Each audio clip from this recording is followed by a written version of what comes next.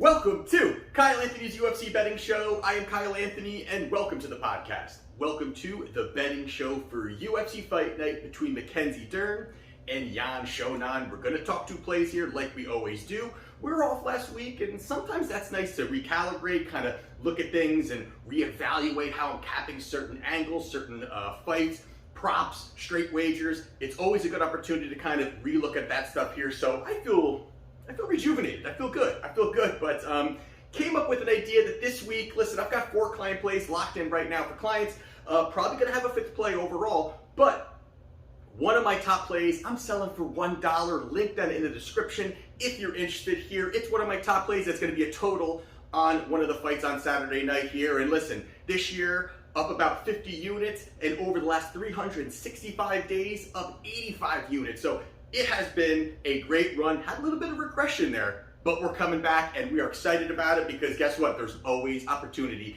to make money and put our money in strong position. So we're going to dive right into it here. In last show, I did say I want to make these quicker, and I think I actually legitly hit about 20 minutes, 22 minutes, which normally is the length of the show. So I'm going to try to cut it down, try to get through what I got to say, and get the information to you guys and get some winners out there. So let's jump right into it here. We're going to talk Mackenzie Dern versus Xiaonan. You got Dern right now. She's minus 250. On the other side here, we've got Yan. She's plus 190. And like we always do here, we talk about 3 fights for each fighter. See what we see if one fighter can expose the other fighter, and if the line makes sense to place a wager. So the first one we talk about here is Mackenzie Dern. And 3 fights ago, she fought Nina Nunes. So this one here is definitely one we don't have to talk too much about. This was a spot here where really Dern pushed forward. She came out of the gates, pushed forward, got Nina up against the fence, and the one thing that she's willing to do is get in close, get in tight, does not care. She's okay throwing wild shots, just getting her hands on her opponent. She was able to get in there and fire, really, not fire, but really get the quick takedown, firing off different angles when she got to the ground. And I thought that, again, that's Dern's comfort zone. That's where she likes to be, right on the ground, manipulating movement, finding opportunities. And the one thing that she did really well is when she gets her opponent to the ground, she does not rush. She does not, oh man, I've got her on the ground. Let me really quickly get to another position, or let me latch in this submission. She was very methodical with her movements, how she was able to find really the perfect spot to pull off the submission, pull off, I believe it was the armbar, and it was just very, again, that when she's there, she knows she has you in her wheelhouse. She goes out there and gets a first-round submission victory over Nina Nunes. 2 fights ago, she fought Marina Rodriguez. This was an interesting fight here because you do know that Marina has, vulnerabilities on the takedowns, and she definitely is a kind of girl that is a little lanky and can be manipulated a little bit, getting thrown down to the ground, and opportunities for Dern to kind of have some success. And in that second round, it almost looked as if it was going to be another Dern submission, but to the credit of Marina, she really battled back, and there was another spot, I think it was later in the fight there, but maybe the 4th round or somewhere at the end of one of those rounds. But Marina really did some sensational work on the feet. And that's something that, staying at range, staying long, peppering out the jabs, keeping good footwork. And it just kind of wore on Dern throughout the fight. And when Dern kind of figured she had the opportunity early, she put a lot of effort into it, kind of drained some cardio for her. But the footwork, the mixing it up, I thought really showed her ability to kind of just keep distance, keep space. Dern, again, she struggled with some takedowns. Those are some of the issues that she does have in her career. Also, kind of slowed down later in the fight where Marina was just peppering out shots. She could not stay with her. On the feet, it was a completely different story. That's where Dern does struggle a little bit there. But overall, I thought the Muay Thai of Marina was sensational in the clinch, working out of some difficult spots overall. But she goes out there, she pretty much won every round basically. I think it was 4 rounds that Marina won. So Dern goes out there and does lose to Marina Rodriguez. And then most recently she fought Tecia Torres. Now this is another one where it's a tough stylistic matchup. You got 2 girls here where you've got the grappling of Dern, who just elite level when it comes to BJJ. On the other side of it, you've got Tisha, who is just strong. She's got great wrestling, and that was going to be the mix of kind of what was going to be going on in this fight. But early was the pressure again. Dern looking to get the pressure. This earpiece here. Dern looking to get the pressure, looking to push forward, looking to clinch. But Tisha had some great footwork where she just kind of kept pushing some shots from the outside, worked out from the outside, came back in, threw some nice shots. I really was impressed by how she kept her footwork going. But the one thing, again, going into that second round, you saw again, Tisha Torres was in a spot where she kind of was up against the fence, and Dern just jumps on you, because that's one thing too. Again, she doesn't have the great takedown, but she's willing to latch on. She's willing to grab on, get you down however she can, any way she can. She's willing to do that, and that's kind of the way that she's going to find success. But you definitely saw in that second round is there was a spot where Tisha looked she was in big trouble, up against the fence, had her down, and again, the strength really helped Tisha kind of get out of certain situations. And again, we've seen the one thing that Dern does. She's able to kind of, if she can't get one position, she maneuvers into another position. If she can't get that position, she transitions into another position, constantly submission hunting, constantly having her opponent worry about whatever she can latch onto, she can get the finish. I thought it was pretty interesting there. Now, going into that third round, it was definitely 1-1, but I kind of leaned it throughout this fight here, to be honest with you. I kind of had Tisha getting this victory here, but very close overall, very, very close. Dern did enough, I thought, that, it's not a robbery by any means, a very close fight, but I think stylistically in this fight, it was a tough matchup for Dern, having the ability of what Tisha can do and her wrestling background. But Dern goes out there and does get the split decision victory over Tisha Torres. On the other side, we've got Xiaonan. 3 fights ago, she fought Claudia Gadelha. Now, this is kind of a similar kind of situation here where you've got a heavy wrestler and you've got Jan, who is just kind of getting her feet wet when it comes to the grappling side of things, has some good stand up there. It just has shown that it has been a problem for her. But going into that first round, she was taken down twice, kind of easily, pretty easily was taken down. And from there, it was, I think if we have here now, she was successful 2 of 10 attempts. Claudia Gadelha was on Jan. And after that first round, the one thing that we've seen with Claudia is her gas tank has been terrible. It just kind of dips off after that second round. And Jan just kind of kept a good pace, kept on the outside, kept landing, defending takedowns very well against a little bit of a tired Gadelha, but defending takedowns well, standing on the outside. And I thought the countering was really good. As soon as that, she kind of waited for Gadelha to kind of throw a lazy strike, she comes back, counters really nicely, and then kind of, has good footwork, kind of moves from the outside. It was just too much, and the next 2 rounds were cleanly Jan's victory, Jan winning those 2 rounds. But I just thought the outlanding looked great, the defensive-ness on the takedowns looked great. There was a lot of great things that she did overall. So Xiaonan gets the victory against Claudia Gadelha. And then, where are we at here now? 2 fights ago, she fought Carla Esparza. Another terrible matchup for Jan here. A heavy wrestler, an extremely strong fighter who has no secrets about it, that she's going to go forward, she's going to look for the takedowns, she's going to try to get top control and beat you from the top position. And that's pretty much what happened. Right out the gate, it was some takedowns. She got battered in that first round. Jan was beaten up by big elbows. Going into the second round, pretty much the same thing. And oddly, Jan, who, they were kind of telling her, don't throw certain strikes. She threw a body kick. She was taken down. It was another easy takedown for Carla. Carla ended up getting an easy finish in that second round. She goes out there and finishes Jan via TKO. And then most recently against Marina Rodriguez. Now, this was more going to be a stand-up fight. This is going to be a fight where you're going to see both women on the feet, striking, and that's really what Jan wants. Really that's what Jan wants. But, the sticking and moving and the way she was moving around, I thought it kind of made a little bit more, I think, comfortable in space for Jan, not worrying about takedowns. Marina was not looking for these takedowns at all, which of course she's not going to be. And I thought she just outworked her, kept pushing forward. I thought she won the first 2 rounds, and then Marina got the second round. Somehow, it is what it is at MMA judging, but Marina got the split decision victory over Jan, so there you have it there.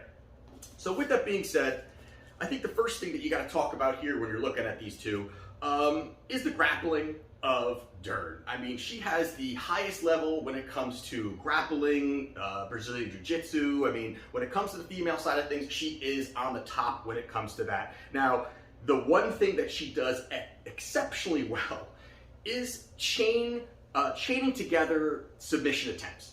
And I kind of touched on that a little bit on one of the other fights there, is it's just that as soon as she can latch onto something, and we saw it with Tecia Torres, we saw it with some of these other fighters, even we saw it with Nina Nunes when she was able to finish her, was as soon as she can get you to the ground, she is going to grab on, whether it's your arm bar, whether it's going to be a submission, it's going to be a choke, whatever it is. And as soon as you start to defend that, she's already looking for that next submission. She's already looking for that next opportunity to grab another part of your body, to look for submission, and that's how she can kind of roll into other positions, transition smoothly, and find opportunities to get the finish. And that is something that, against Jan, who does not have that good of grappling when it comes to the, with her back to the mat, that's going to be very difficult for her to find those opportunities to get out of certain positions, and she's comfortable. Once she is in that position, she is not giving it up. Dern is pretty good with kind of keeping control of it, whether she's trying to win the round or just find opportunities to kind of slither into another part. That's kind of the way that she's going to be able to go out there submission hunting, and Jan repeatedly has shown vulnerabilities off of her back, not able to get up. That's going to be a concern for her going into Saturday night. But the big part here is definitely going to be the takedown ability of Dern. Now, Dern does not have good takedowns. She's not shown that pretty much at any point. And you can see she's getting a little bit better. She's trying to do that. She's trying to pull guard. You're seeing that she's latching on to Tecia that you saw just grab something and get her down. Those are the opportunities for her that may help her a little bit. And she's elevating when it comes to her overall game. I think she's kind of putting it together a little bit better. I think that she's kind of getting a little bit more comfortable with that. And somebody like Marina Rodriguez, that's not really the way Jan is. Marina Rodriguez is long, she's rangy. She can keep a good pace. She can fire out good combinations. That's, I think Jan has that, but I give Marina more of the issues that would really give Dern problems. And even with Tecia Torres, she's very strong, great wrestling, very good counter wrestling. It provided a very tougher landscape, I believe, than she's going to be seeing on Saturday night. Obviously, the striking though is going to go to Jan. I mean, she definitely is going to have a little bit better of the striking. Or not a little bit better, but definitely the better striking. But again, Dern is getting better at that. She's changed gyms. She's looked a little bit better. She's kind of tying in some of these strikes, and then behind it, having the level changes, looking for the takedowns, and finding opportunities to kind of at least latch in. But I think the big part about it is obviously, the vulnerability is going to be there for the takedowns, but I think the small apex cage and the way that Dern bulldozes forward is going to be huge for her here, whether she's looking to kind of pin her up against the fence, look for the takedowns. She's been great with these little trips that she's trying to do now and kind of incorporate some of those into the fight and kind of changing up, not forcing herself to kind of dig in on a double, on these big, heavy takedowns, just kind of trips, and they work very well in the women's division. These little trips, these back trips that kind of pull them down, and then she's able to work from there. So I do like Mackenzie Dern here. I think she goes out there, she gets the job done. It's minus 250. I think the spot here, over 5 rounds, I think Dern finds the finish somewhere in there. So I like Dern via submission, minus 110. We're getting off the big number there. I just think that Jan is not going to be able to really defend over 5 rounds. All Dern may need is one takedown. I mean, legitly, it may be one takedown and the fight may be over. I don't think that Jan is going to be able to kind of stay on the outside. I think, again, smaller cage, I think, is going to help her as well. So I really think this is a great spot for Dern to go out there, get another submission victory. So I like Mackenzie Dern via submission, minus 110. The other play we're going to talk about real quickly here is Maxim Grishen versus Philip Lins. Now listen here, we got Grishen. He's started to move up. Money's definitely come in on him. You're seeing for minus 165, minus 175, and you got Philip Lins roughly around the plus 135, 140 range. The first thing here is, I think Philip Lins is terrible. I think he is really not that good of a fighter. He came from PFL, and there were all these, some extra, steroid use he was doing over there or whatever was going on. But he goes over there, he wins $1 million. He kind of, uses that to kind of push him into the UFC. He comes into the UFC, fights Andrei Arlovski. I thought he looked terrible there. He, very timid. Arlovski kind of picks him apart over 3 rounds, gets the victory. Then he fights Tanner Boser. Tanner Boser absolutely brutally knocks him out in that first round. And then he comes back and fights Marcin Prachnio, who I think is also not very good either. And he wins an ugly fight. He kind of laid on him a little bit. He looked tired quickly. And both of them were it just was a very lackluster performance between both of them. I just really don't think Philip Lins is UFC caliber. I mean, I just don't see him as that upper echelon kind of guy. Again, he's made some money over at the PFL. He's now in the UFC. I just don't think he's really that good to begin with. He's got good boxing, to his credit. He's got some good boxing. He's got some pretty quick hands, in that first round. But boy, does everything tick off as soon as we get near the end of that first round, into that second round. Things start to slow down for him. He's looking to kind of sloppily grapple. He's talking about grappling. He's kind of said that about this fight too. Hey, I'm going to look to grapple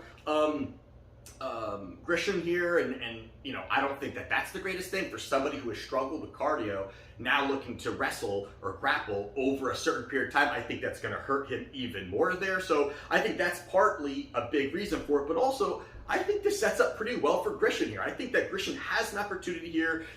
I think his kickboxing is better. He's not going to wow you with his strikes or the way that he's firing or any of these things. Is definitely not going to wow you. But he's got enough. He's got a pretty big experience level when it comes to the kickboxing. I think he's more technical than Lins too is on the feet. I don't think Lins is very technical at all to begin with. Again, very quickly in that first round, I think he may look good, and then it just pretty much starts to deteriorate after that too. And I think he could win at range. I think that Grishen has an opportunity to win at range, where you've got somebody like Lins who not only does he have issues when it comes to cardio, but he is low volume. He is way low volume with his striking output. A lot of times he can let these fights get away from him. He does not have a sense of urgency when the fight is somewhat close or any part of that. He is very risk adverse. Also, he's the kind of guy that is just does not want to get, especially after what happened where he got absolutely knocked out by Tanner Boser. I think that's kind of why he went in there against Prachnio and kind of wanted to grapple right away. I think that could also happen here. But I think that Grishen is a grinder, man. Maxim is a grinder. He can go in there, and I think he's got the better grappling. I think that if Lins is going to look to go in tight and look to grapple and get the takedowns, I think that's going to really drain his cardio, slow him down, allow Grishen to kind of go in there, find opportunities to get the victory early on in that fight or even later in that fight. Again, I just don't really put Philip Lins very high when it comes to it. And also the last part here is Lins has been a heavyweight. For most of his career, he did beat Prachnio recently, but he's moved down recently to light heavyweight. Coming down to 205, I think, could change things for him as well, too. For a guy who doesn't have good cardio, who now needs to drain his body down further, I think it sets up very nicely for Grishen here, too. So I like Grishen here to go out to get this victory here. As my other free play, I'm going Maxim Grishen, -175. Those are my free plays for this weekend. So there you have it for this weekend's fight night between Mackenzie Dern versus Xiaonan. If you want to get my free plays, if you want to get my client plays, link down in the description. And again, $1 for one of my plays. What can you do here? So let's see how we do, and let's make some money. This is Kyle Anthony's UFC Betting Show, and I'll see you next time.